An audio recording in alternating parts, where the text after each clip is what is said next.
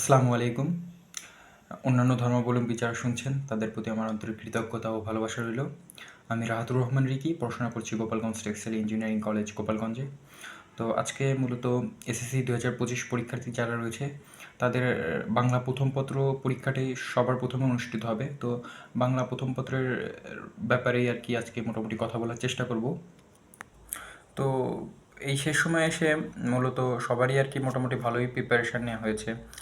তো আমি মূলত কথাবার্তা বলার চেষ্টা করবো যে বাংলা প্রথম পরীক্ষার খাতাতে আসলে কিভাবে লিখলে তোমরা বেশি বেশি নম্বর পাবে সে ব্যাপারটা নিয়ে মূলত আর কি কথা বলার চেষ্টা করব। বিশেষ করে বাংলা প্রথম পত্রে অনেক লেখা লিখতে হয় সৃজনশীলে আর কি।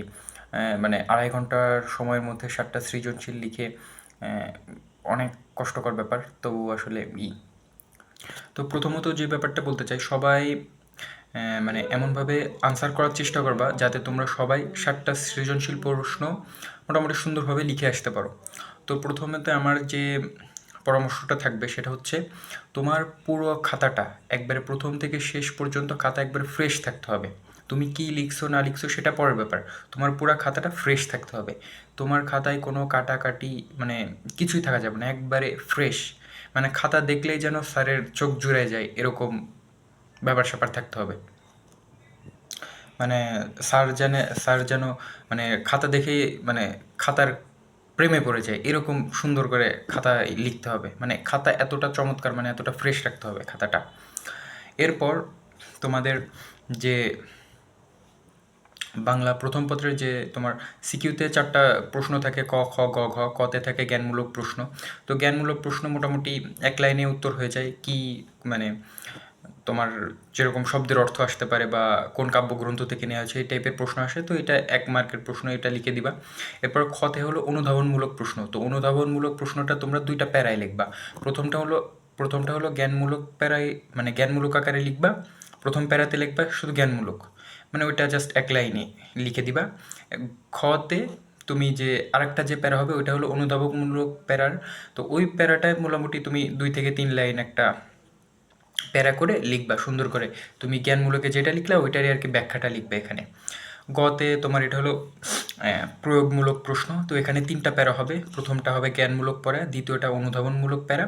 তো এই অনুধাবনমূলক প্যারাটা তুমি লেখার চেষ্টা করবা মূলত তোমার যে যে গল্প বা কবিতা বা যে উপন্যাস বা নাটক থেকে প্রশ্নটা আসবে, এই উপন্যাস নাটকের সামঞ্জস্য রেখে তুমি গ নাম্বার প্রশ্নটা লেখার চেষ্টা করবে। বিশেষ করে তুমি উদ্দীপক এখানে টানবা না, উদ্দীপক টানবা হলো তোমার পরের প্যারাতে যে প্রয়োগমূলক প্যারাতে যে উদ্দীপক টানবা।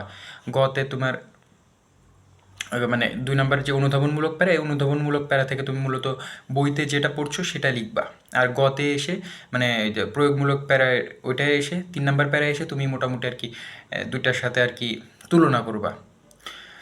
এরপরে ঘ নাম্বারের যে প্রশ্নটা সেটাতে তুমি 4টা প্যারা করবা। প্রথমটা জ্ঞানমূলক প্যারা থাকবে, দ্বিতীয়টা থাকবে হলো তোমার অনুধাবনমূলক প্যারা, তৃতীয়টা থাকবে প্রয়োগমূলক, চতুর্থটা উচ্চতর দক্ষতামূলক। তো এই 4টা প্যারা সুন্দর করে লিখবা। জ্ঞানমূলক 1 লাইনে লিখলা, অনুধাবনমূলক এটা 2-3 লাইন লিখলা।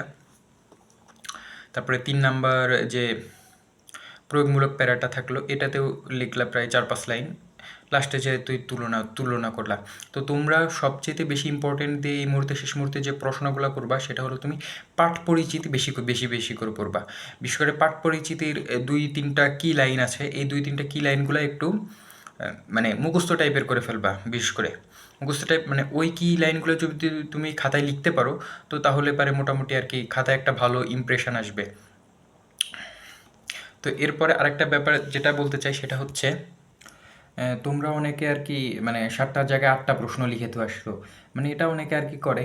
তো ভাবে কি যে মার্ক বেশি পাই, তো এটা কখনোই করবা না। কারণ স্যাররা বুঝে যায় যে তুমি 8টা প্রশ্ন লিখো। কারণ তোমাদের স্যাররা যে প্রতিটা প্রশ্নে একটা প্রশ্নে লিখলা এই 10 মার্কের ভিতর তুমি কতটা মানে কত নাম্বার পেলা সেইটা কিন্তু স্যাররা আলাদা খাতায় মানে ওই তোমাদের যে খাতাটা থাকে ওই খাতার উপরে যে স্যারদের মানে পূরণ কর্তৃক যে ঘরগুলা থাকে ওইগুলাতে কিন্তু স্যাররা প্রতিটা প্রশ্নের নম্বর উঠায়। তো ওইখানে তোমরা ধরা পড়ে যাও, ঠিক আছে? তো এইটা কখনোই মানে পাকনামি করতে যাবে না যে 7টার জায়গায় 8টা প্রশ্ন লিখে তো আসবা, ঠিক আছে? এটা কখনোই করবা না।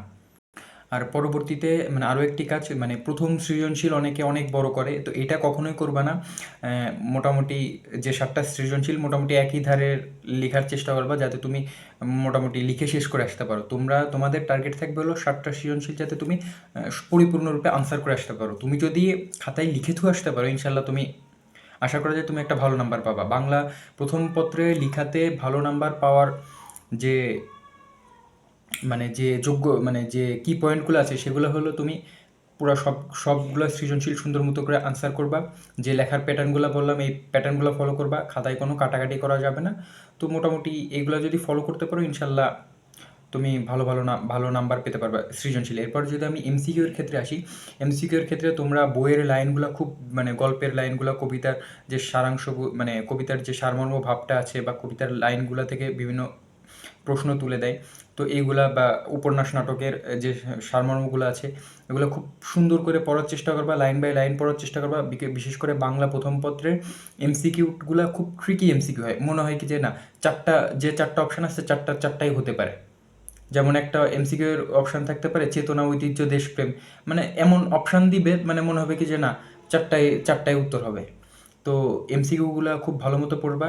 বিশেষ করে এমসিকিউতে তোমরা বেশি নজর দাও, কারণ সৃজনশীল তোমরা সবাই লিখতে পারবে আশা করা যাচ্ছে। এমসিকিউতে যারা ভালো নম্বর তুলতে পারবে তারাই কিন্তু আসলে যে A+ পাওয়ার ক্ষেত্রে তারাই বেশি এগিয়ে যাবে এবং তারাই মূলত ভালো রেজাল্ট করবে।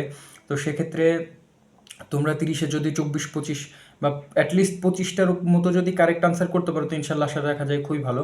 চেষ্টা করবা আরও যত বেশি কারেক্ট আনসার করা যায়। তো বাংলা প্রথম পত্রে তোমরা আপাতত এমসিকিউ এর প্রতি বেশি গুরুত্ব দিয়ে আগাও। সৃজনশীল ইনশাল্লাহ আশা করা যায় তোমরা ভালো লিখতে পারবে। তো এতটুকুই ছিল। তো যারা এতক্ষণ শুনছিলে তাদের প্রতি অসংখ্য ধন্যবাদ ও ভালোবাসা রইল। এবং যদি কোনো প্রশ্ন থাকে তাহলে ভিডিও ডিসক্রিপশনে হোয়াটসঅ্যাপ নাম্বার দেওয়া থাকবে, তো যোগাযোগ করিও। ঠিক আছে, ধন্যবাদ।